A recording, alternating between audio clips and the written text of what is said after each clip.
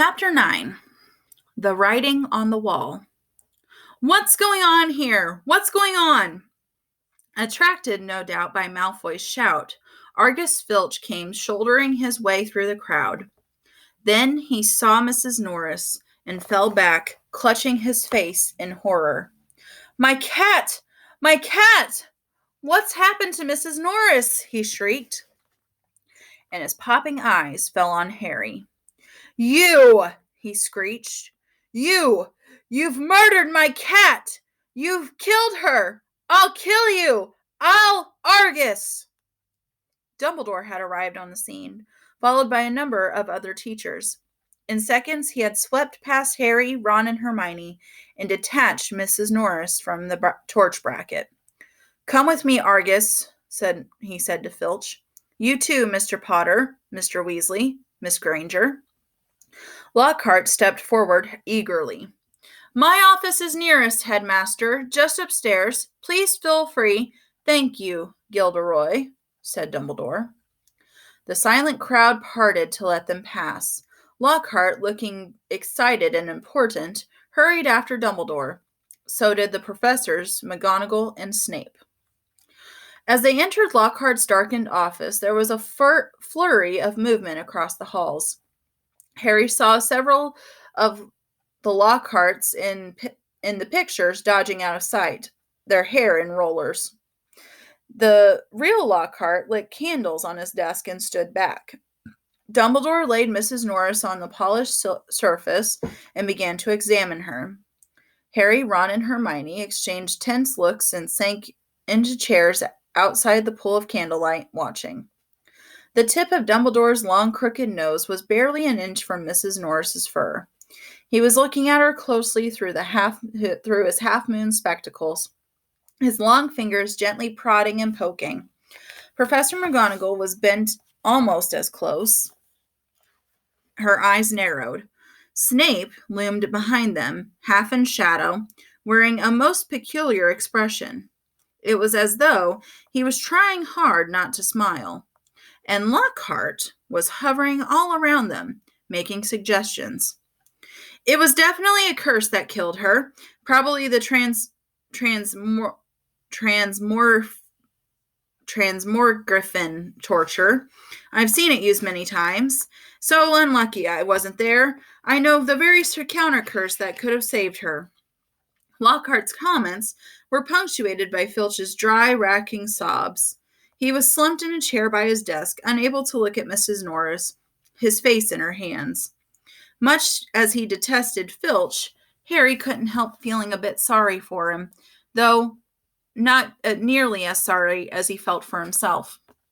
If Dumbledore believed Filch, he would be expelled for sure. Dumbledore was now muttering strange words under his breath and tapping Mrs. Norris with his wand, but nothing happened. She continued to look as though she had been recently stuffed. I remember some things very similar happening in Owogadugo, said Lockhart. A series of attacks. The full stories in my autobiography. I was able to provide the townsfolk with various amulets, which cleared the matter up at once.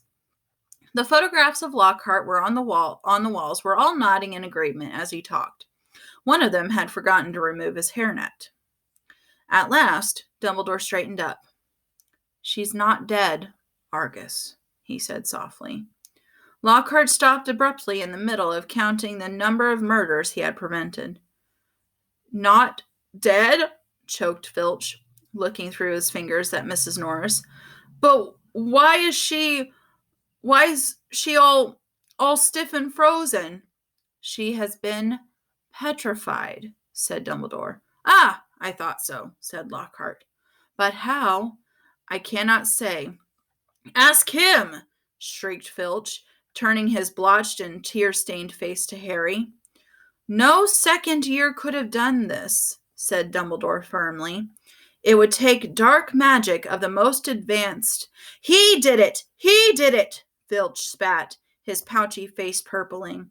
You know what he wrote on the wall, or you saw what he wrote on the wall. He found in my office. He knows I'm a Filch's face worked horribly. "He knows I'm a squib," he finished. "I never touched Mrs. Norris," Harry said loudly, uncomfortably aware of everyone looking at him, including all the Lockharts on the walls. "And I don't even know what a squib is." "Rubbish," snarled Filch. "You saw my quick spell letter." "If I might speak, Headmaster," said Snape from the shadows, and Harry's sense of foreboding increased. He was sure nothing Snape had to say was going to do him any good. "Potter and his friends may have simply been in the wrong place at the wrong time," he said, a slight sneer curling his mouth as though he doubted it. "But we do have a set of suspicious circumstances here. Why was he in the upstairs corridor at all? Why wasn't he at the Halloween feast?" Harry, Ron, and Hermione all launched into an explanation about the Death Day party. "And there were hundreds of ghosts. They'll tell you where we were, or we were there." "But why not join the feast afterward?" said Snape, his black eyes glittering in the candlelight. "Why go up that corridor?"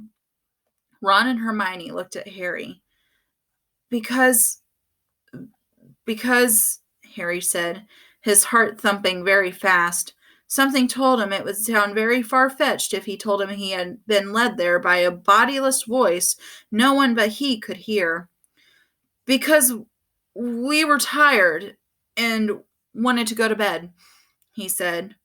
"Without any supper," said Snape, a triumphant smile flickering across his gaunt face. "I didn't think ghosts provided food fit for living people at their parties." "We weren't hungry," said Ron loudly, as his stomach gave a huge rumble. Snape's nasty smile widened. "I suggest, Headmaster, that Potter is not being entirely truthful," he said. "It might be a good idea if he were deprived of certain privileges until he was ready to tell us the whole story. I personally feel he should be taken off the Gryffindor Quidditch team until he's ready to be honest." "Really, Severus," said Professor McGonagall sharply, "I see no reason to stop the boy playing Quidditch. This cat wasn't hit over the head with a broomstick. There's no evidence at all that Potter has done anything wrong." Dumbledore was giving Harry a searching look. His twinkling light blue gaze made Harry feel as though he were being x-rayed. "Is innocent until proven guilty, Severus," he said firmly. Snape looked furious. So did Filch. "My cat has been petrified," he shrieked, his eyes popping. "I want to see some punishment." "We will be able to cure her, Argus," said Dumbledore patiently. "Professor Sprout recently managed to procure some mandrakes. As soon as they have reached their full size, I will have a potion made that will revive Mrs. Norris." "I'll make it," Lockhart butted in. "I must have done it 100 times. I could whip up a mandrake restorative draught in my sleep." "Excuse me," said Snape icily, "but I believe I'm the potions master at this school." There was a very awkward pause. "You may go," Dumbledore said to Ron, Harry, and Hermione. They went as quickly as they could without actually running. When they were a floor up from Lockhart's office, they turned into an empty classroom and closed the door quietly behind them. Harry squinted at his friends' darkened faces. "Do you think I should have told them about the voice I heard?" "No," said Ron without hesitation. "Hearing voices no one else hears, or no one else can hear, isn't a good sign, even in the wizarding world." Something in Ron's voice made Harry ask, "You believe me, don't you?" "Course I do," said Ron quickly. "But you must admit it's weird." "I know it's weird," said Harry. "The whole thing's weird. What was that writing on the wall about? The chamber has been opened. What's that supposed to mean?" It It rings sort of a bell, said Ron slowly. I think someone told me a story about a secret chamber at Hogwarts once. It might have been Bill. And what on earth's a squib? Said Harry. To his surprise, Ron stifled a snigger. Well, it's not funny really, but as it's Filch, he said. A squib is someone who was born into a wizarding family, but hasn't got any magic powers. Kind of the opposite of muggle-born wizards, but squibs are quite unusual. If Filch is if Filch is trying to learn magic from a quick spell course, I reckon he must be a squib. It would explain a lot, like why he hates students so much. Ron gave a satisfied smile. He's bitter. A clock chimes somewhere. Midnight, said Harry.